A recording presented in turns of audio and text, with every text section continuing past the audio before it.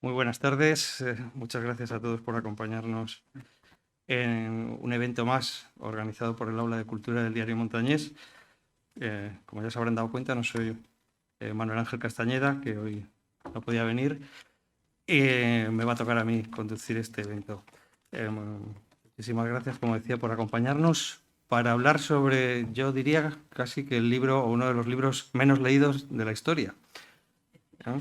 Al menos en lo que se refiere a la ratio entre el número de veces que se cita, incluso de ejemplares que se han vendido de él, que luego en realidad, bueno, pues por diversos motivos no ha llegado a leerse, o al menos de la misma manera en la que se presume que se lee ese libro. Bueno, de hecho ya dijo Joyce, luego nos lo contará nuestro conferenciante con muchos más datos, pero Joyce ya dijo que había escrito el libro para tener ocupados a los críticos 300 años. Y van 100 nada más, o sea que todavía debe de quedar mucho, pero que mucho. No es de extrañar porque en la edición original son más de 267.000 palabras. Bueno, en total, en términos, son 30.000 diferentes y en la mayoría de las ediciones entre 800 y 1.000 páginas.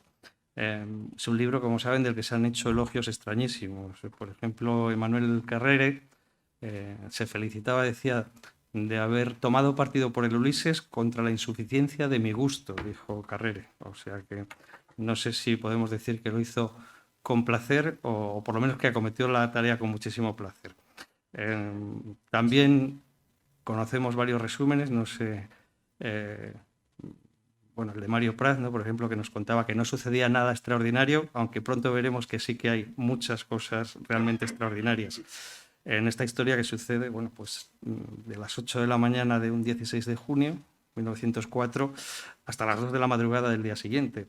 Bueno, lo que sucede ahí, ¿eso no es calco de la Odisea de Homero? Bueno, pronto lo veremos. Se trata de un libro que, como sabrán y como nos va a contar Dámaso, tuvo que hacer frente a 3 procesos judiciales, multitud de problemas con la censura, muchos países donde estuvo prohibido muchísimo tiempo y que ha tenido, yo creo, tal éxito y tanto desconocimiento que hace un par de años una revista pija publicó un maravilloso artículo que se titulaba Manual para fingir que se ha leído el Ulises. O sea que si les apetece, bueno, pues tirarse el pisto al lado de los amigos, ya saben, le echan un ojo y también ahí está una charla TED de esas que publican las universidades, bueno, pues un poco informales, explicando en 6 minutos todo lo que sucede en el libro. Yo creo que pero aquí yo creo que nos lo van a contar muchísimo mejor en esta ocasión y bueno, a ver si consigue Dámaso que de aquí salgamos muchos fanáticos de ese Bloomsday. Ya saben que es un evento que cada año reúne a todos los acérrimos lectores de Joyce, que bueno, se caracterizan de los personajes e incluso visitan los santos lugares, ¿no?, de la novela. Ya veremos por qué, cuando él nos cuente, consigue levantar esas pasiones. Y como decía, bueno, pues bueno, hay que decir que ha sido una fortuna que Calisto hiciera la presentación ayer, ¿no? Porque claro, si me hubiera tocado hacerla a mí ayer hubiera sido un grave problema. No sé si ustedes han tomado un rato en buscar quién era Dámaso López en internet. Claro, yo de repente me encontré que Dámaso López había nacido en El Dorado, Sinaloa, México, que había estudiado la carrera de Derecho, que le llaman el licenciado y que desde 2017 era pues, uno de los mayores narcotraficantes del mundo. Sí, O sea que pero esa vamos, es otra de mis actividades. lo que nos va a contar hoy Dámaso entonces será interesantísimo en muchas vertientes. Eh, bueno, bromas aparte, como ya saben, es uno de los grandes expertos en literatura inglesa que tenemos en España, catedrático en la Complutense, además la fortuna que entre otros grandes autores ha traducido algunos libros de Joyce y yo creo que nos va a deleitar con su sapiencia y después, si os apetece a todos, pues vamos a tener una pequeña conversación con él en aquellos puntos que nos parezca que sería más interesante profundizar.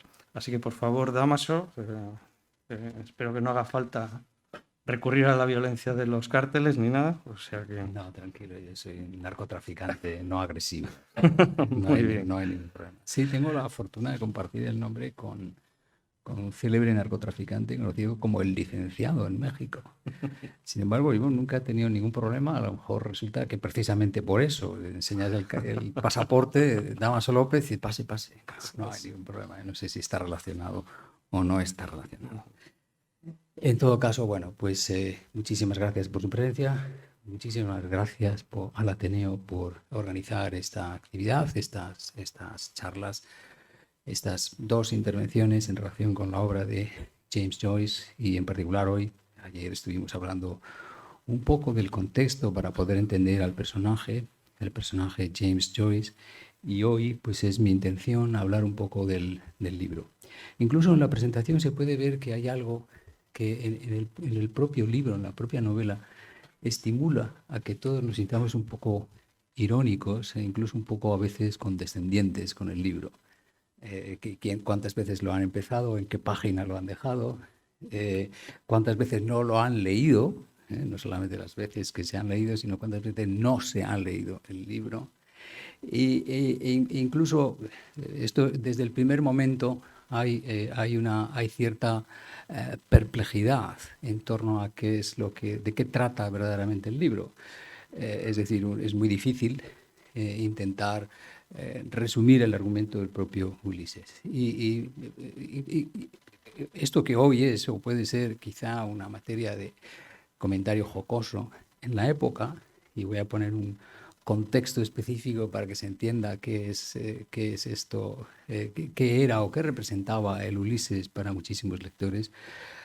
Hay un novelista que es Francis Scott Fitzgerald, que tiene una novela que es Tender is the Night, un verso de Keats, en el que hay un escritor pretencioso norteamericano que dice que la esposa, no él, la esposa le hace la publicidad y dice: mi marido va a escribir una novela.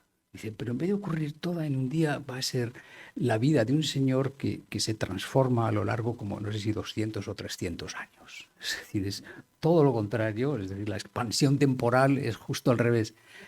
Curiosamente, esa novela resulta que es el Orlando de Virginia Woolf. Es decir, el Orlando de Virginia Woolf en realidad hace eso.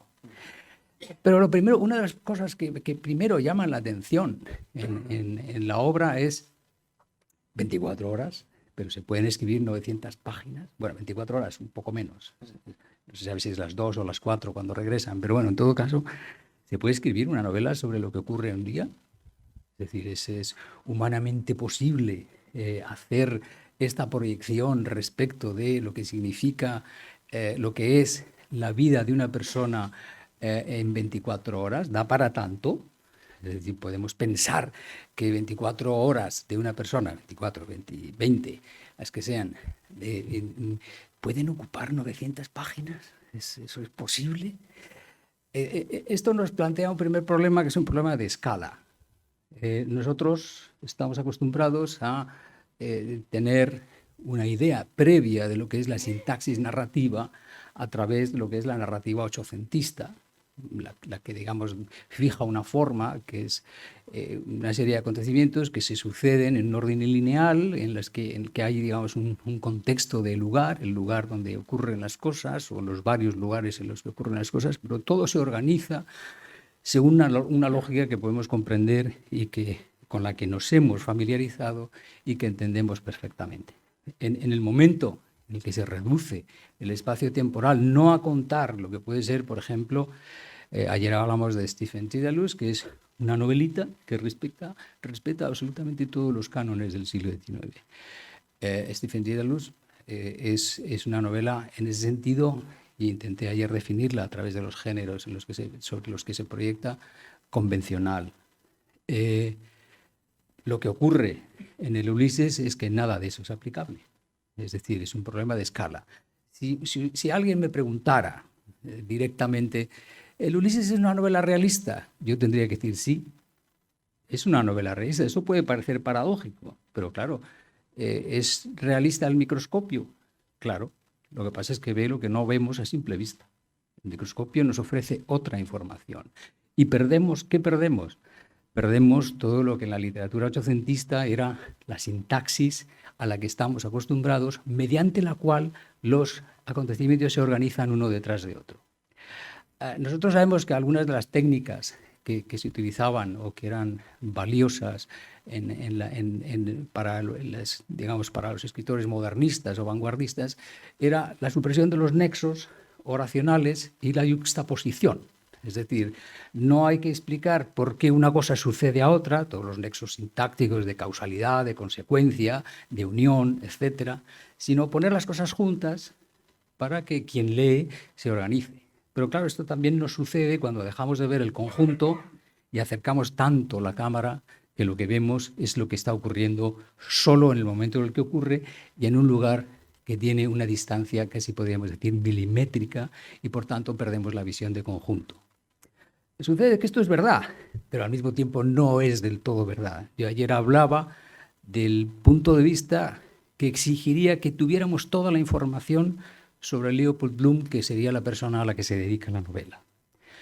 Leopold Bloom, para tener una idea del personaje, habría que escribir una novela de cada día de su vida.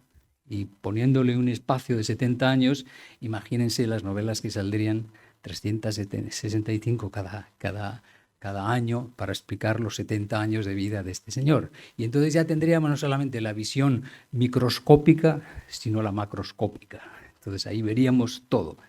Sin embargo, cualquier persona de los que han leído la novela o de los que no la han leído y fingen que no la han leído o de los que fingen que la han leído pero no la han leído, saben que al final de la novela saben tanto de Leopold Bloom como se podría haber sabido en una narrativa tradicional del siglo XIX.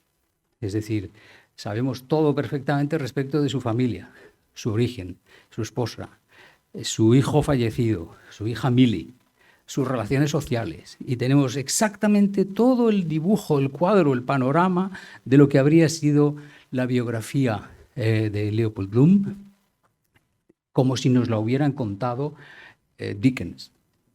No ocurre nada. Yo, claro que no ocurre nada. Quizá porque la biografía del propio Leopold Bloom es insignificante, porque es que lo que no quería reproducir Joyce era la vida de un héroe. No estaban los tiempos para héroes. Y no estaban los tiempos para héroes porque, entre otras cosas, había ya una tendencia en la narrativa ochocentista a hablar de personas que quizá no tenían una gran trascendencia social. Ocurre, sin embargo, que nosotros pensamos, lo que ocurre en un día, ¿qué es?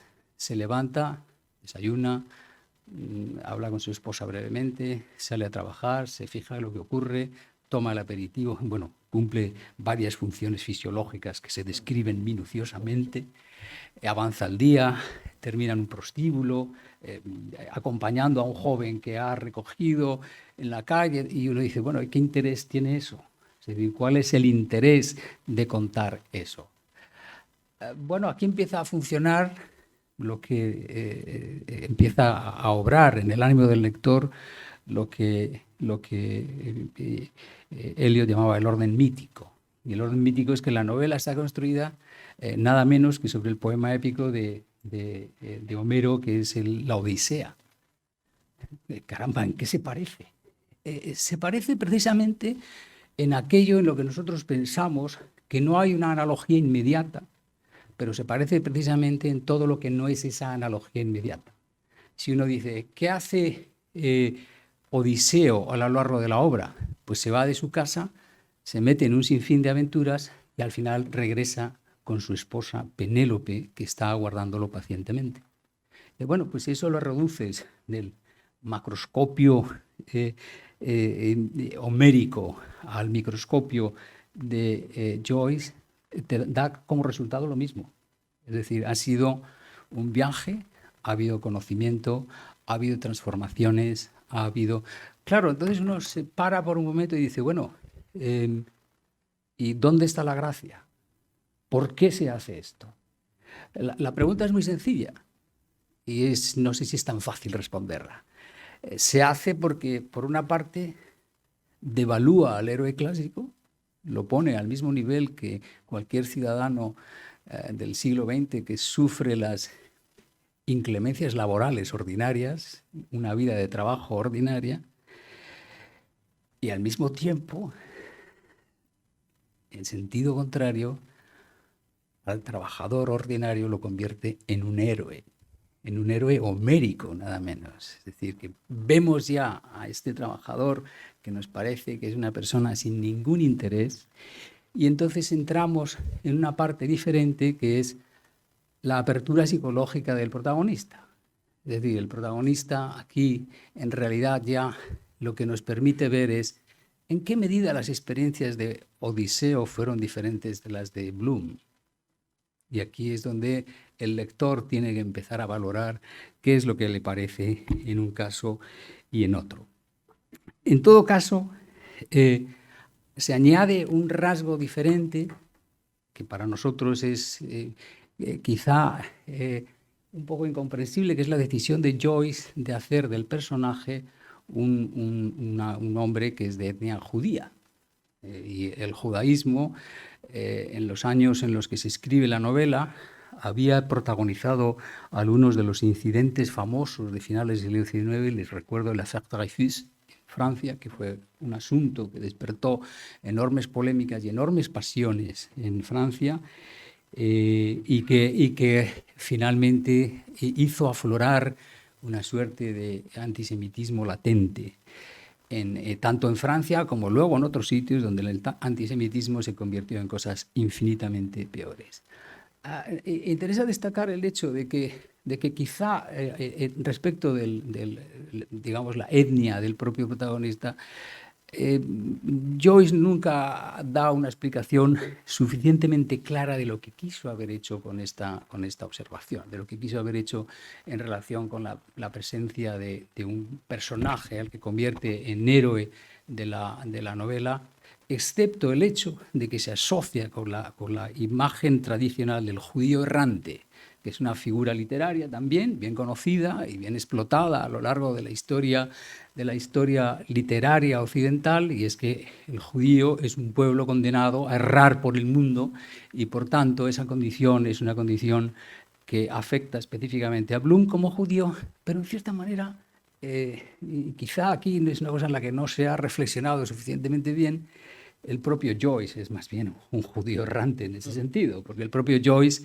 nunca encuentra acomodo definitivo en ningún lugar. Su vida es ir de acá para allá, y se pasa la vida yendo en concreto de Dublín, Trieste, París, Zúrich, que son más o menos los puntos cardinales en los que él digamos, en los que desarrolla una parte muy importante de su biografía. Trieste, Zúrich, París, como símbolo de errancia, y la novela está escrita entre 1914 y 1921. Una cosa que se vio en el momento, y que yo creo que es lo que arrojó una luz indirecta sobre el motivo de interés por una obra como esta, es precisamente las fechas. Las fechas incluyen de una manera muy precisa todo el periodo de la Primera Guerra Mundial. La Primera Guerra Mundial. Ustedes recordarán que otro autor, que es Thomas Mann, escribe La Montaña Mágica, que se publica en el 24, si no me equivoco, pero también se asocia a que el momento en el que termina La Montaña Mágica, el héroe que se va del sanatorio, finalmente es una figura más y un átomo de un universo que es el que va a desaparecer en la Primera Guerra Mundial. De manera que la Primera Guerra Mundial, les menciono otra obra que también tiene o se ha interpretado como el estado en el que queda el mundo en el año 18, que es La Tierra Baldía. La Tierra Baldía, precisamente, también Eliot siempre dijo que no era él, que él era un creador, pero nosotros sabemos, o quizá la información que nos ha llegado sobre la investigación en torno a su obra, sabemos que él sufrió problemas personales de una cierta gravedad, pero esos problemas personales, digamos que trascendieron en forma de preocupación colectiva, porque la tierra baldía se vivió también, o se entendió también como una de las consecuencias de la Primera Guerra Mundial. Y Bloom, pues podría haber sido perfectamente un soldado en la Primera Guerra Mundial. De manera que representa al hombre común, el hombre medio, la persona que nos representa a todos, porque no tiene ninguna relevancia de ningún tipo, ni social, ni política, ni intelectual. Es un hombre amable que se ocupa de la gente que está alrededor de él, pero como héroe es un perfecto antihéroe. Y lo que prefiere o lo que busca el propio Joyce es un personaje que sirva de contrapeso a tanto heroísmo característico del siglo XIX. Es decir, la guerra la han hecho víctimas como el pobre Bloom o como Hans Castorp o como los millones de combatientes que pierden su vida en la Primera Guerra Mundial. Esta es una caracterización que yo creo que nos permite entender cuál es el interés objetivo de un personaje que no representa a nadie, representa a todo el mundo, precisamente por esa falta de representatividad. Incluso el hecho de que sea judío a muchos lectores probablemente los distancie, pero los distancie simplemente para verlo de manera más objetiva, no porque sean diferentes o por cualesquiera otras circunstancias. Bloom, el momento en el que termina la obra, en cuanto a la edad, se parece más al propio Joyce que el otro protagonista de la obra, que es Stephen Dedalus, que es un auténtico pedante. Es un muchacho que se pasa todo el día soltando epigramas, que va al periódico para impresionar a los críticos sobre Shakespeare, que va por la playa y no sé cuántos de ustedes lo hacen, pero si ustedes pasean por la playa, piensan en Aristóteles. Bueno, él es lo que piensa. Es decir, imagínense ustedes, van al Sardinero mañana y van a decir, ¿qué decía Aristóteles sobre los objetos penetrables o impenetrables? Bueno, esto es lo que dice, son cosas como esta en las que habla, de las que habla Stephen Dedalus. Pero Stephen Dedalus, digamos que es el protagonista del artista adolescente, el artista maduro, mira con bastante impaciencia a Stephen Dedalus, porque el héroe ya no es el pedante, el petimetre, este muchacho que se pasea por las playas y que está todo el día, digamos que, intentando sobresalir intelectualmente frente a sus contemporáneos. Bueno, la verdad es que la caracterización de los personajes es interesante porque nos permite entender cuál es el interés que pudo tener para los muchísimos lectores que tuvo la obra, que sin embargo, como ya se ha señalado, la obra no pudo leerse hasta el año 34 en Estados Unidos e Inglaterra, que era su público natural. Es decir, se leyó antes, o la leyeron antes, todos los ingleses que podían ir a París, todos los americanos, pero no los que no tenían acceso a la novela. De forma que en el año 34 la Primera Guerra Mundial ya empieza a ser algo que es muy del pasado. Ya no tiene el mordiente o la fuerza que podríamos decir que habría tenido en su momento, si se hubiera publicado en el año 22 en Inglaterra y Estados Unidos. Si hubiera ocurrido eso, nosotros no sabemos cuál habría sido la fortuna de la novela. La novela, la verdad es que desde el primer momento contó con extraordinarios defensores y publicistas, personas que desde luego entregaron casi toda o una buena parte de su energía a glorificar la obra. Y dentro de esta glorificación pues está incluido este acto que hoy nos reúne aquí, porque precisamente hay combustible suficiente, no solamente por acertijos y adivinanzas que pudiera haber en la obra, que hay muchos ciertamente, y que no son precisamente lo que caracteriza lo que podríamos decir que es la propia novela. La novela tiene algunas dificultades que vamos a decir que en principio a mí me parece que lo que es la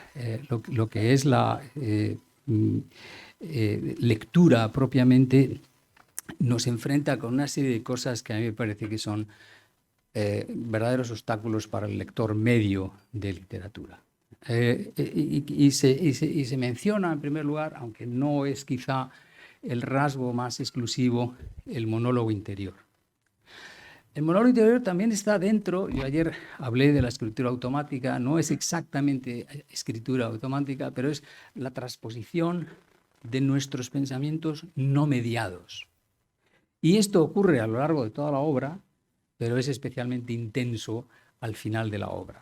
Al final de la obra es el capítulo 18 en el que toma la palabra Penélope, en el que sin acentos, sin signos de abreviaturas o contracciones que tan frecuentes son en inglés, sin signos diacríticos de ningún tipo, es decir, sin comas, puntos y comas, puntos.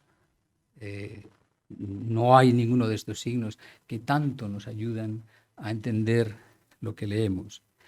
Esta falta de puntuación hace que el discurso, por así decir, trabaje sobre lo que en teoría dicen los lingüistas que trabaja nuestra mente, que son dos ejes de combinación, el de las formas de las palabras y el del sentido. Si uno menciona una palabra cualquiera, esa palabra tiene, vamos a decir, un campo magnético que atrae hacia ella cualesquiera otras palabras que en su forma se parezcan. Pero si tiene un sentido que puede ser el que sea esa palabra, atrae a otras palabras por el sentido. Espero que no se asusten, espero que esto no les preocupe demasiado. Esta es la forma de entender qué es lo que dice Penélope, porque Penélope está continuamente pasando de uno a otro. Y el discurso, digamos, que se teje de una manera en la cual ella empieza su discurso de una forma que es, digamos, ella está continuando algo que ella ha oído. Y lo que ha oído, dice sí, porque él no había hecho una cosa como esta, que yo sepa, lo de pedir el café en la cama con un par de huevos desde el City Arms. Es decir, Bloom se ha ido a dormir y le ha dicho, mañana quiero un desayuno con 2 huevos fritos. Pero no lo hemos oído, ella nos lo dice. Y a partir de ahí, oímos absolutamente todo, los ruidos, el tren, son 6 frases y cada una de ellas está, digamos, tiene una cadencia diferente. Frank Butchen, que era el autor, este escultor que coincidió muchísimo tiempo con Joyce en Zurich, tiene un libro preciosísimo y que no he tenido tiempo de traer aquí, en el que habla muchísimas veces con Joyce, y en una ocasión llega al café donde se reúne y dice, ¿ha estado trabajando? Y dice, sí. Y dice, ¿cuánto tiempo? No sé, un montón de horas. Y dice, ¿y cuál es el fruto? Y dice, 2 frases.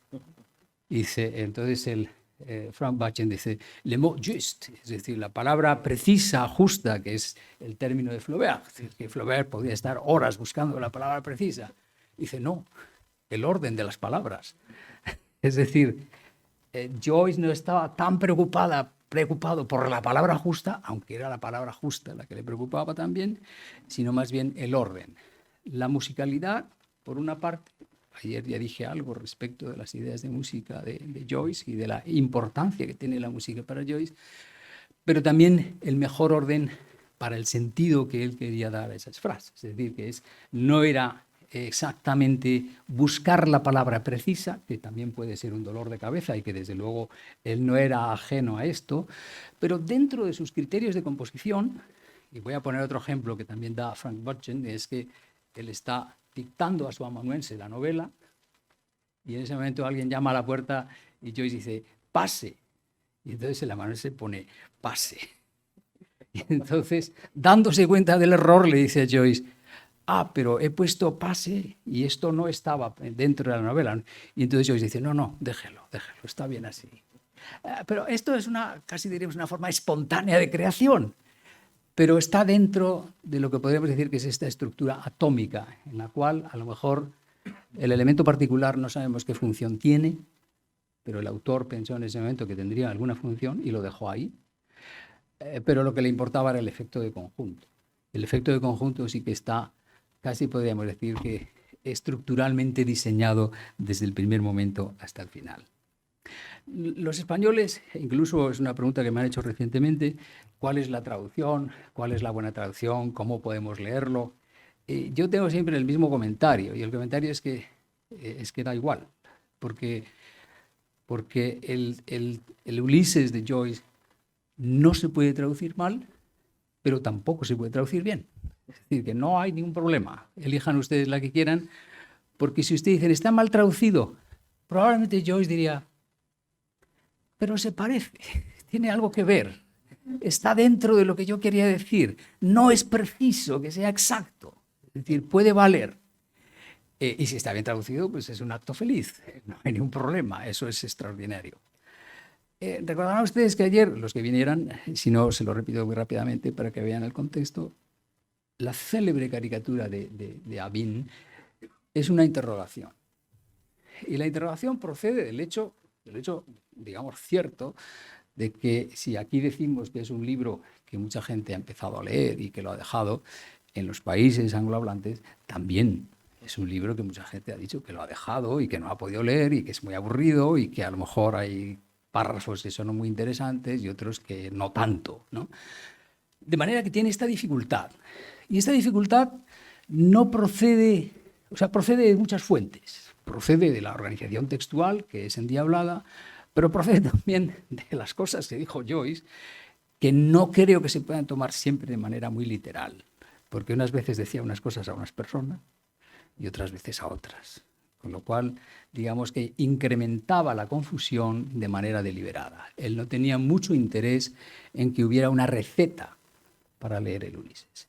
Y de hecho, él hizo dos cosas, y yo les voy a mostrar para que lo vean de lejos y se queden solamente un poco asustados, no mucho, pero este libro tiene, si no me equivoco, y sin contar los índices, que son bastante grandes, son bastantes páginas, son 643 páginas de notas para entender adecuadamente qué es lo que dice Joyce en este libro.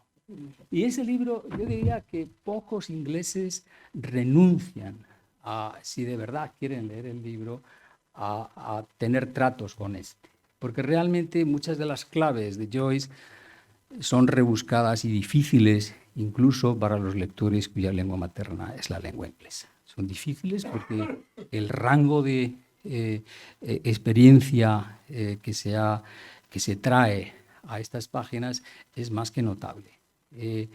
El cómputo de palabras que utiliza Joyce, pues hay varios, probablemente 30.000 sea uno de ellos, pero para que nos hagamos una idea, de palabras diferentes contadas en los textos que él escribe, se dice, o el cómputo para Dickens o para Shakespeare está en torno a 15.000, de manera que esto es una diferencia notable. Algunas de las palabras del Oxford English Dictionary, que es el diccionario que se hace con criterio histórico, no es que aparezcan ahí y sean palabras poco utilizadas, es que aparecen ahí porque las utiliza Joyce. Luego es Joyce la fuente de autoridad. Un diccionario hecho como fuente de autoridades, pues tiene un repertorio de textos que uno va a buscarlo y dice, esto lo utiliza tal autor.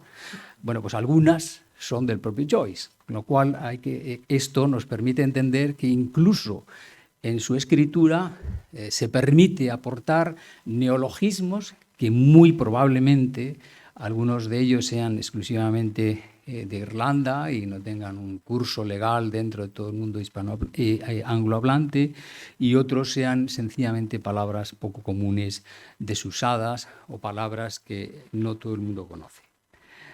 Esta es una de las dificultades, es decir, no sé qué ejemplo español ponerles, pero si alguien ha tenido tratos con la prosa de Gabriel Miró, pues sabe que es un autor que obliga a manejar mucho el diccionario. Mucho es muchísimo. Es decir, es muy difícil poder seguir a Gabriel Miró. Joyce no voy a decir que tenga esta dificultad, tiene otras, pero esta a lo mejor es también una de las dificultades. Tiene un léxico de una abundancia que es casi una riqueza poco común en la literatura. Y por tanto también puede ser un elemento disuasorio. Cuando uno lee un libro y cree que ese libro tiene que ser no solamente un ejercicio penitencial, sino algo un poco más atractivo, pues a lo mejor se siente que es disuasorio. Y yo quiero decir, además, que esto no es un índice necesariamente de calidad. pero sí es un rasgo artístico que define a un autor. Probablemente Kafka sea el autor que tiene un censo más reducido de palabras. Si son 2000 o algo por el estilo.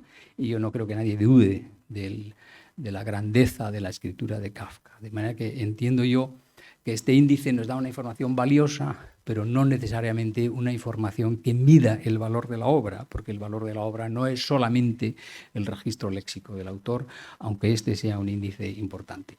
Pero vamos a otras partes de la organización del libro, que a mí me parece que también son interesantes y también arrojan sobre lo que puede ser la estructura del libro, digamos, una información que, bueno, precisamente los que nos dedicamos a estudiar la literatura sabemos que esto no se debe hacer, pero nos dedicamos a esto. O sea que muchas veces lo importante en un libro no es tanto lo que puedes hacer, sino permitir que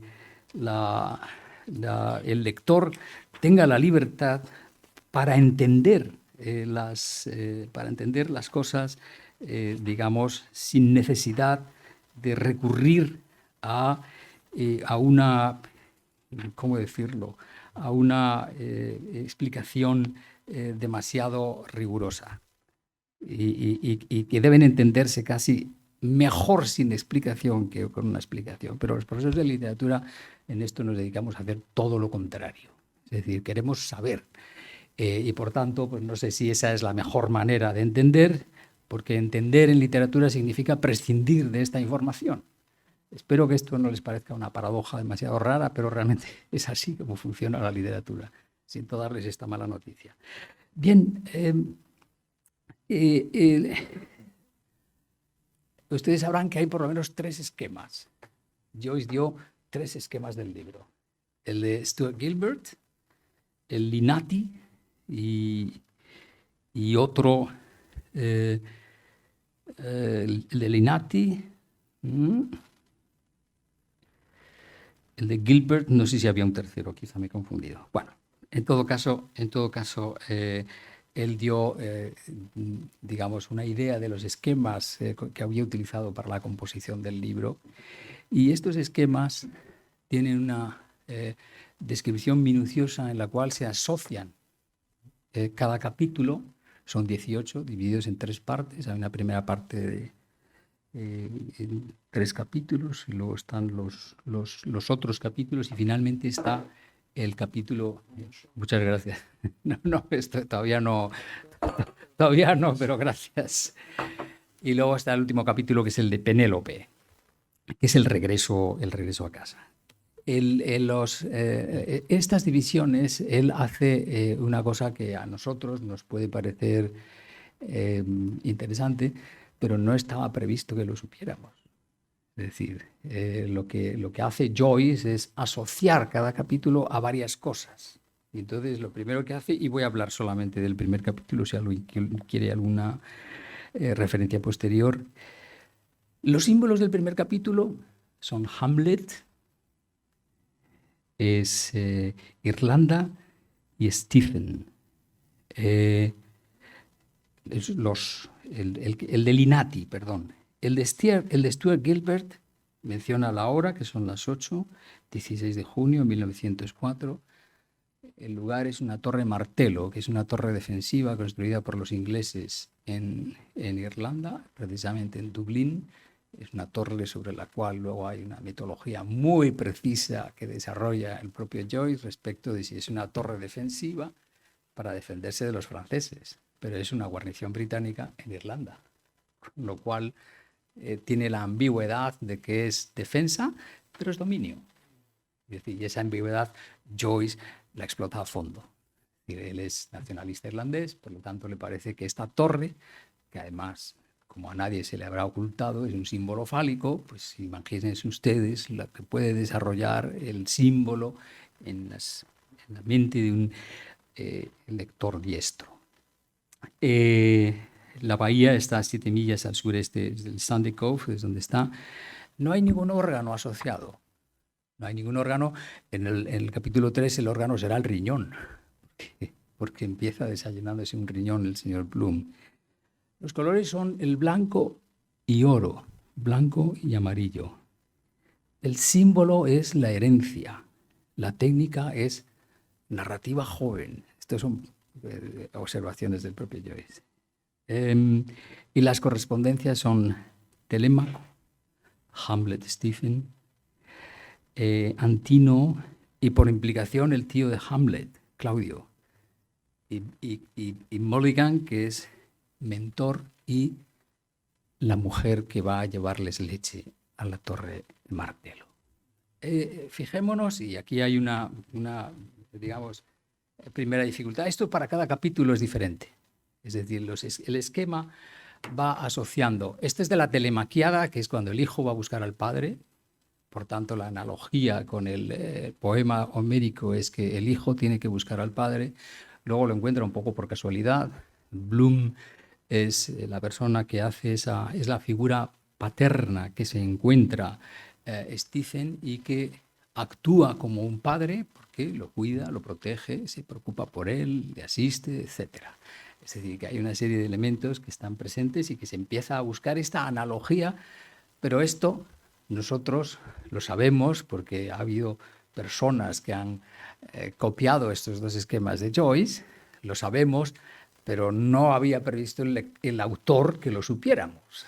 Es decir, hay que entender que esto lo sabemos ahora porque efectivamente hay ha habido uno de esos trabajos que inadvertidamente él propició, que es precisamente el de buscar los acertijos que había puesto en la obra y que han creado una auténtica industria de lo que es nuestra relación con la obra. El capítulo 1, y el capítulo 1 además comienza de una manera que es, podríamos decir, inofensiva. No sé hasta qué punto. Por cierto, empieza el libro con una palabra que es stately, S-Y, y termina con una palabra que es yes, Y-S. Hay que estar muy loco o ser un gran creador para tener el control de cómo empieza una palabra y 900 y pico páginas después poner esa palabra pero darle la vuelta para que se vea que en esto ha habido como una especie de regreso. Ha habido algo que comenzaba de una manera, esto al final se ha convertido en algo completamente diferente. Pero este control de esta única o mínima palabra, esta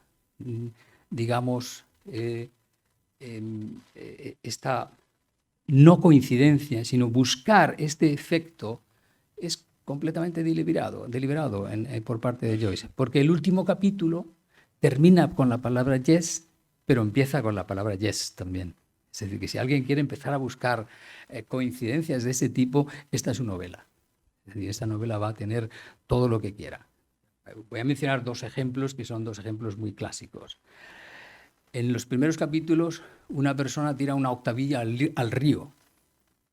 La octavilla es el nombre de un caballo que ha corrido ese día y que es un caballo que todo el mundo lo da por perdedor, pero luego gana. Se llama throwaway, que es tirar, desperdicio, dejar, lo que sea.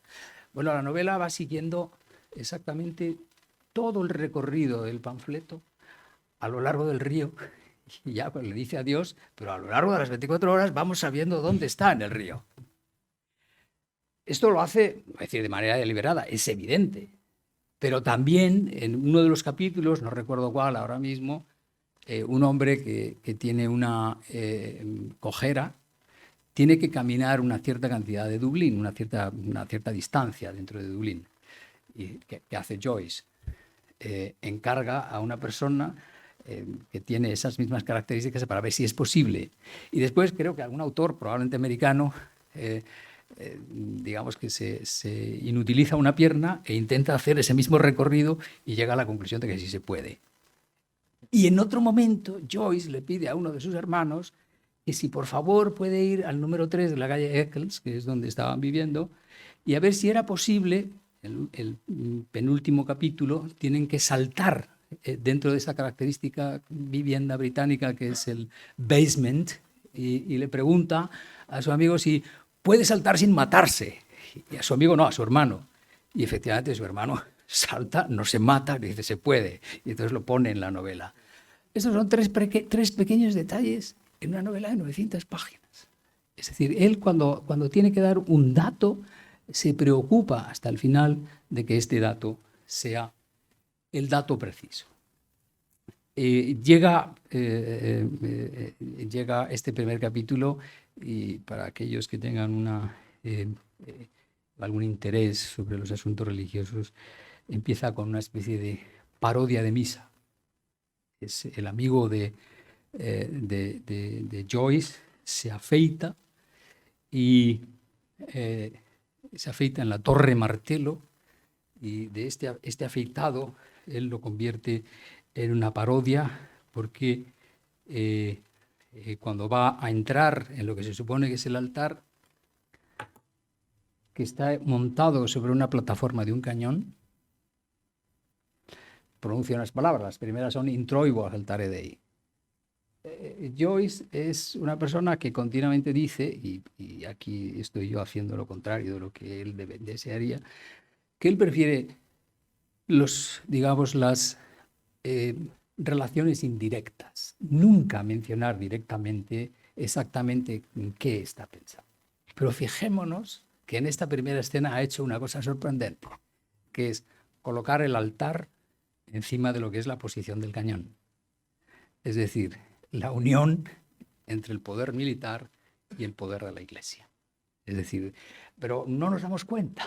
Y nos damos cuenta cuando Gifford, que es el puntual anotador, nos explica que detrás de estas, descripciones hay una intención que es la de hacernos ver, sin decírnoslo, que hay una unidad dentro de aquello que nosotros estamos viendo en este momento. Hemos dicho que el color era el blanco y el dorado, blanco y amarillo. Y es una cosa sorprendente porque aquí en esta página hay un momento en el que, es el párrafo al final de esta primera página, miró, silbó, dice, sus regulares y blancos dientes brillaban aquí y allá con puntitos dorados. Y la primera palabra aparece aquí, esta no se atribuye a nadie, luego casi podemos decir, esta es una de las primeras apariciones del monólogo interior. Esto probablemente es Stephen, que es el pedante, dice Crisóstomos, que es, como todo el mundo sabe, en boca de oro. Pero ha mencionado el blanco y el dorado. Y el blanco y el dorado, como ustedes saben, son los colores del Vaticano. Es decir, ¿nos enteramos o no nos enteramos? Depende de si queremos enterarnos. Esta es la primera página. Así durante 900. Lo digo por si alguien se quiere animar, pues que sepa que tiene por delante un trabajo fascinante. Pero yo le aconsejo a quien sea, inglés, español, que lo lea con las notas de Gifford al lado, porque desde ese punto de vista el libro será muchísimo más rico. Esto es un pequeño ejemplo. Me gustaría poner muchos más, pero corro el riesgo de que salgan ustedes diciendo, imposible, nunca me acercaré a esa novela.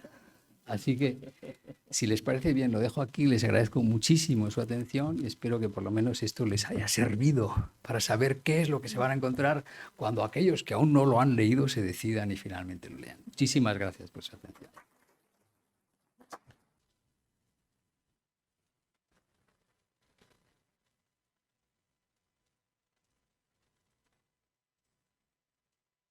Es decir, tiene que quedar a su disposición, claro.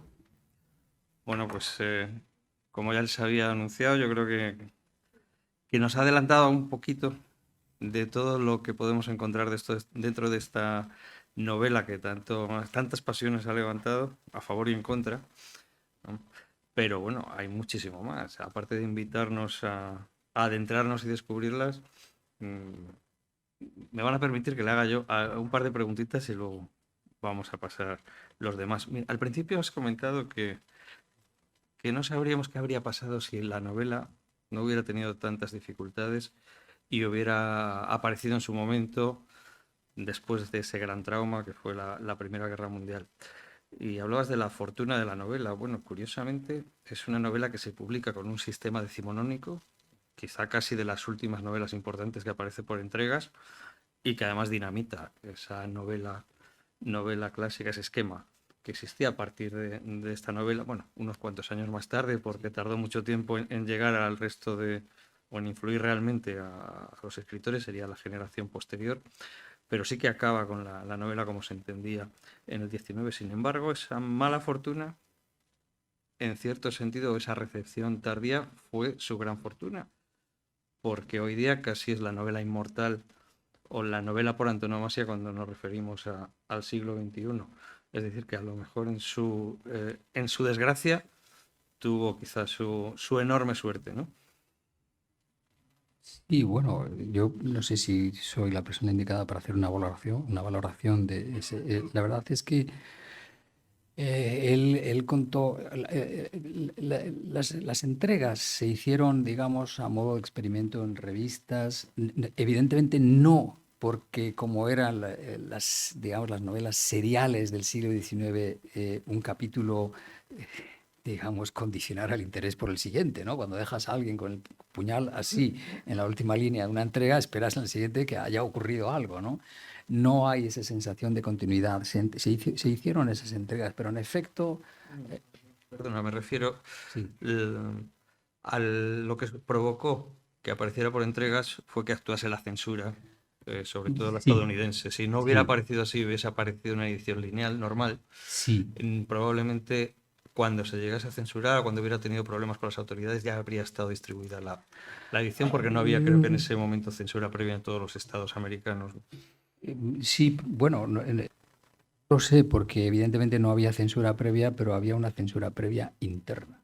Es decir, que el editor sabe que si va a haber algún problema legal, y para eso tienen asesores jurídicos, el culpable va a ser el editor y al que le van a cerrar la edición es al editor, no al autor. El autor probablemente quede indemne. Entonces, claro, ahí tienen que hacer un cálculo respecto de eso. Y si eso influyó o no, pues yo no sabría decirlo. Yo pienso que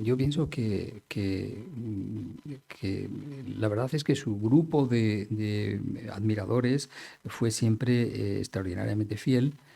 En algunos casos no. Por ejemplo, Pound sabemos que no le gustó nada Finnegan's Wake. Y prácticamente digamos que él siguió otro camino.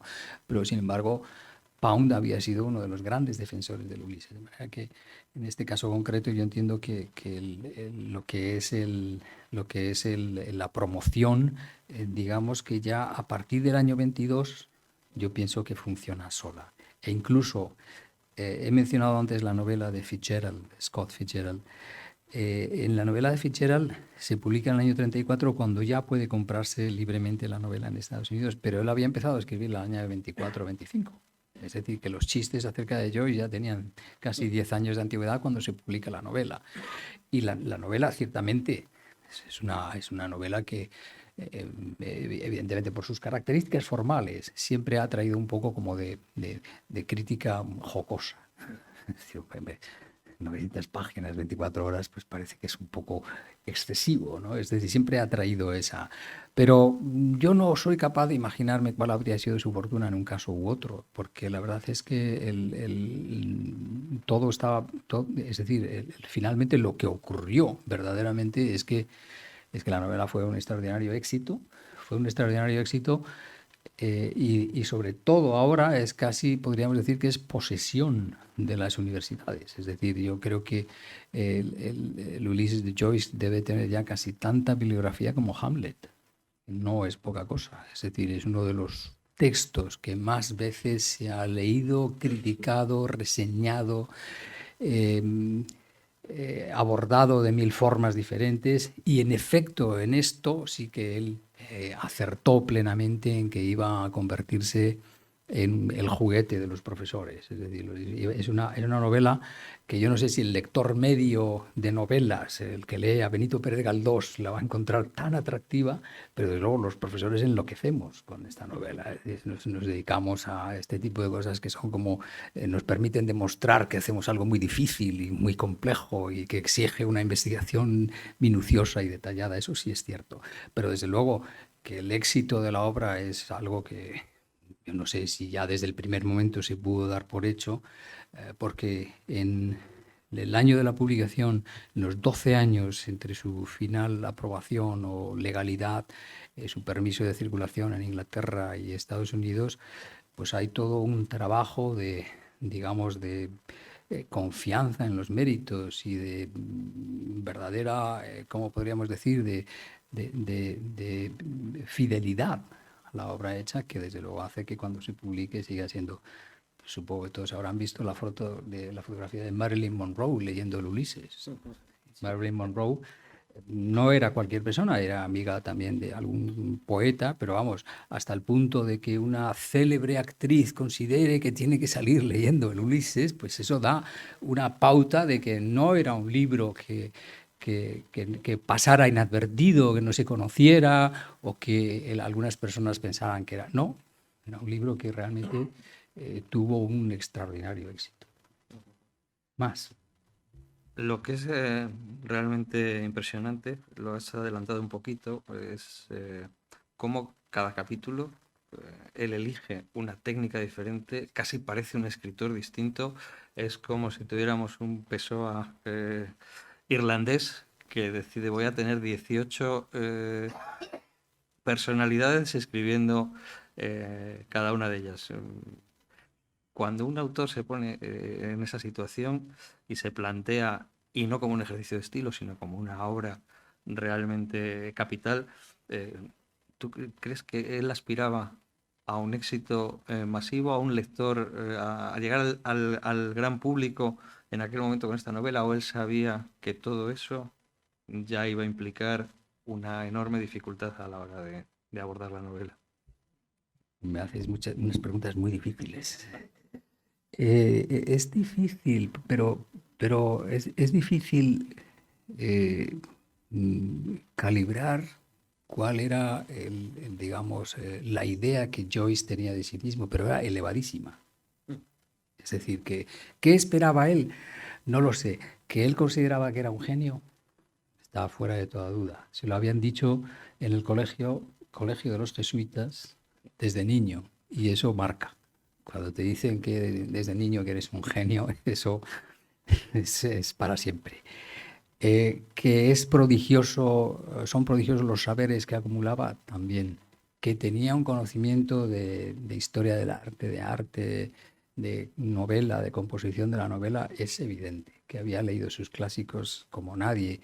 Si alguien quiere, por ejemplo, que es una cosa que también es asunto de debate académico, las opiniones que se dan sobre Hamlet en el capítulo de la biblioteca en la que asisten a un debate, en el periódico, perdón, en el que asisten a un debate, no, es en la biblioteca, ya no me acuerdo, bueno, hay un debate sobre Hamlet, no son las de una persona que no conozca con un gran fundamento cuáles son las críticas tradicionales o las críticas más conocidas respecto a Hamlet. Que tenía una idea elevadísima de sí mismo es evidente. Es decir, y que es capaz de reunir en torno a sí a personas como Pound, Ford, Madox Ford, el propio Eliot, todo el grupo de la vanguardia que estaba en aquel momento en París, que habían hecho casi como su campamento permanente en la ciudad de París, que era la ciudad de las vanguardias en este momento, y también en Zúrich, donde ayer recordaba Tono precisamente,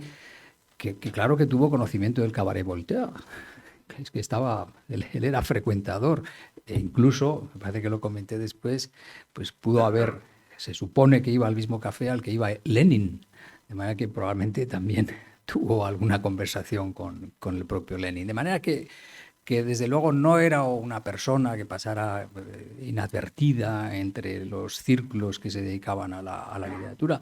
Otro de sus grandes valedores fue Yeats. Y entonces, si te arropan así desde el primer momento, pues hombre, tienes mucho hecho, porque en aquel momento Joyce es una persona que ha publicado 2 libros.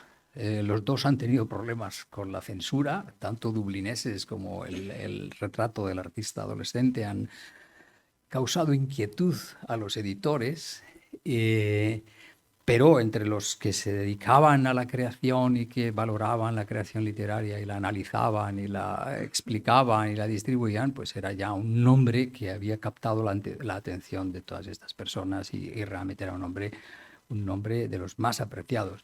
Cuando sale el Ulises esto se corrobora de manera majestuosa. Es como la persona que ha hecho 3 piezas de arquitectura, pero de repente hace una catedral, ¿no? O sea, antes las piezas de arquitectura eran muy buenas, pero la catedral es lo que realmente te asombra. Así que sí, yo creo que él era muy consciente de lo que había hecho, lo fue siempre, y desde luego el más orgulloso no podía estar.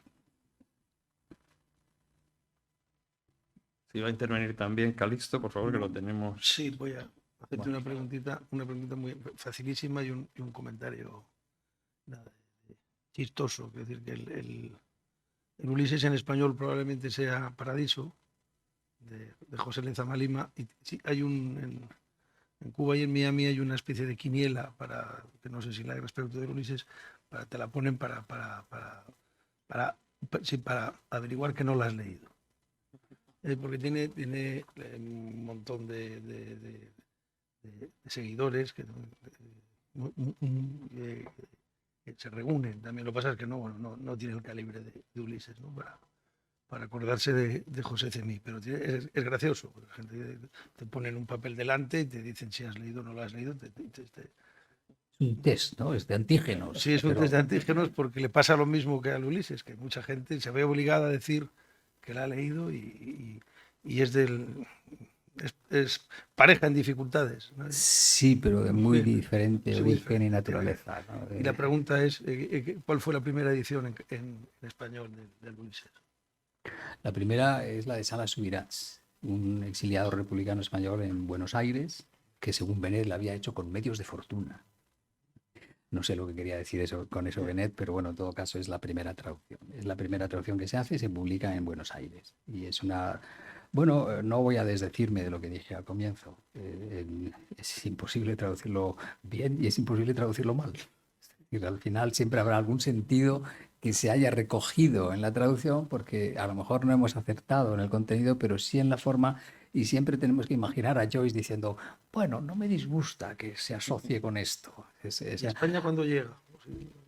No, llega inmediatamente. Losada ese libro lo trae. Sí, porque, a ver, el libro ese es políticamente inocuo. Es decir, en España, aparte de todo, ¿quién lo leía? ¿Quién lo lee? Sí. Es decir, ese es lo único que sabemos es lo de Damaso Alonso. Damaso Alonso sí que traduce el retrato del artista adolescente, pero lo publica con un nombre que es Alfonso Donado, me parece, ¿no? Alfonso Donado. Alfonso Donado, porque como criticaban a los jesuitas, no quería que su madre se enterara, que él había traducido eso. Entonces, el español con sus madres es muy respetuoso. Lo curioso es que en otras traducciones de más enjundia, casi las notas del traductor editor como las de Valverde ocupan tanto espacio como los propios capítulos de la novela. ¿Tú como especialista recomendarías saltárselas, leerlas después o hay que pasar por ellas sí o sí? No, yo soy profesor, así que hay que leer todas. Uno debe leer lo que le pide si cree que el texto está suficientemente bien comprendido, pues es bastante, ¿no? Pero, por ejemplo, aquí hay en la primera página, pues hay un momento en el que cuando sale con lo que se supone que lleva en la mano, que es, no sé si es exactamente el cáliz, pero lleva un espejo y una navaja barbera. Bueno, pues el espejo alude directamente a algo que dice Oscar Wilde sobre el espejo. Calibán es la rabia de no verse, y entonces aquí pone un espejo para que el lector sepa inmediatamente. Claro, estos son referencias culturales, pero cualquier lector de la época inmediatamente lo habría identificado y habría dicho, está hablando de Oscar Wilde, de la época. No lo sé ahora, pero claro, uno sabe qué carencias tiene, pero hay otras de las cuales no puede tener tanta idea. Y desde luego de esto está absolutamente infestado el libro en trampas de esta naturaleza porque bueno, juega en casa y hace alusiones de las que quizá hoy sea muy difícil seguir la pista de exactamente en qué estaba pensando cuando él hace alguna alusión muy concreta. Ayer lo dije, lo repito hoy porque creo que es importante. Una de sus frases es: si por alguna catástrofe Dublín desapareciera, se podría reconstruir con mi novela. Bueno, es una arrogancia muy... Pero realmente pues la capacidad de documentación es extraordinaria. Y me he dado cuenta que no te he respondido a lo de los estilos, pero lo de los estilos tiene también un poco su modulación en función de los temas de los que trata, ¿no? Entonces, por ejemplo, el periódico es el eolo, son los vientos, ¿no? Y todo el capítulo está redactado como diferentes noticias de periódico y muchas veces imitando el lenguaje específico de los periódicos, que es peculiar. Es decir, no voy a valorarlo ni a calificarlo, pero cada uno tiene una función específica. Y entonces está hecho en esa... Entonces él lo que hace es seguir una técnica que a él le parece que es la apropiada para cada uno de los elementos. El capítulo 15 me parece que es, o el 17, no sé, 17 o 18, está hecho como un catecismo. 17. Es como un catecismo, es decir, hay una serie de preguntas y hay una respuesta a cada una de las preguntas que formula es decir, que cada uno exige, según él, pues casi prácticamente cada uno de ellos es un heterónimo de Joyce en ese sentido, porque claro, él varía tanto de uno a otro que realmente el capítulo en el que está en el parto, que, discúlpenme, no me sé los números, de hecho él no puso los números, esto es una cosa más reciente que hizo uno de los editores, pues está redactado de una manera que creo que lo mencioné ayer, espero no repetirme demasiado, desde el primero hasta el último capítulo se puede seguir una historia de la lengua inglesa. Y el último párrafo es en un pub. Entonces, claro, ya no se entiende nada. Son las palabras que van soltando los que están en el pub, ¿no? Bueno, pues creo que es momento de que todos vosotros que nos habéis acompañado aprovechéis para preguntar a Dámaso lo que queráis que os aclare sobre la novela, sobre la figura de Joyce, bueno, sobre sus fabulosos seguidores. Adelante, que es su momento. No, un par de comentarios. Has citado la traducción de Valverde. Yo soy mayor que tú, y los que en el 76 nos acercamos a la traducción de Valverde no hubiéramos entendido el Ulises sin el prólogo y las notas de Valverde, ¿eh? Es decir, seguramente vosotros tenéis ya otro tipo de informaciones, pero en el 76 aquel ejercicio de militancia cultural que era leer el Ulises no teníamos si no hubiera sido por el prólogo y las notas. Respecto a la foto de Marilyn, ella se acaba de casar, pues había casado con Arthur Miller, y esa foto está hecha en el Actor Studio, por eso no es casual que tenga en las manos el Ulises, ¿no? Bien, pero la pregunta que yo te quería hacer era, se prohíbe el Ulises en Inglaterra y se prohíbe en Estados Unidos, no se prohíbe en Irlanda. Y en Estados Unidos, ¿por qué no se acogió los abogados de Joyce a la primera enmienda? ¿La primera enmienda no se aplicaba a las novelas?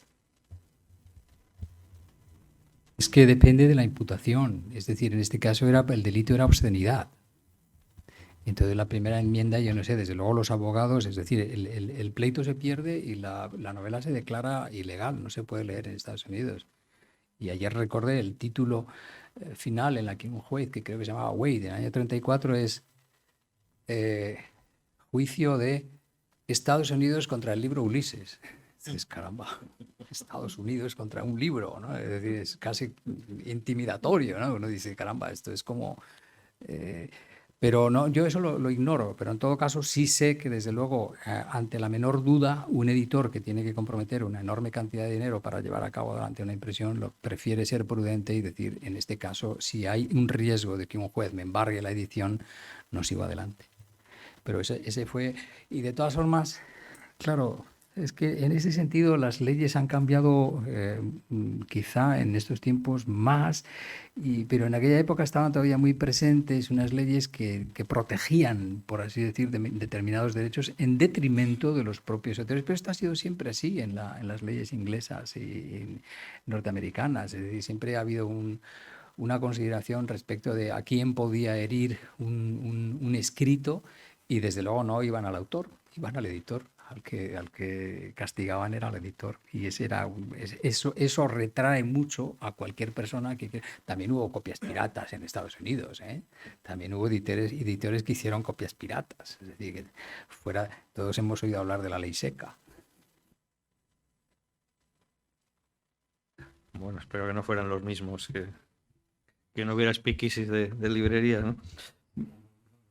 Marisa, Mira, quería preguntarte, ¿qué te ha parecido el libro que ha publicado Eduardo Lago, Razones para leer o no el Ulises? No lo conozco, pero seguro que no lo conozco. No. Marisa, siempre me pillas en falta. No lo conozco, pero haré lo posible por leerlo y cuando nos volvamos a ver te daré en mi opinión. Hombre, yo no sé cuáles son, o sea, si nos ilustras y nos dices cuáles son esas razones, podemos debatirlas, pero en fin, yo estoy a favor de las razones para leerlo, claro.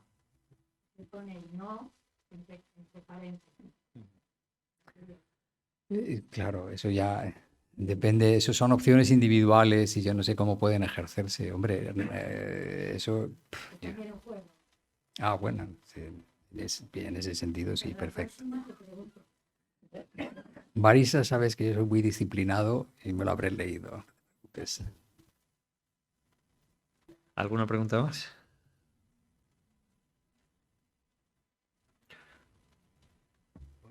Pues muchas gracias, y los que no hayan leído tienen que salir corriendo a leer el... Pues muchísimas gracias.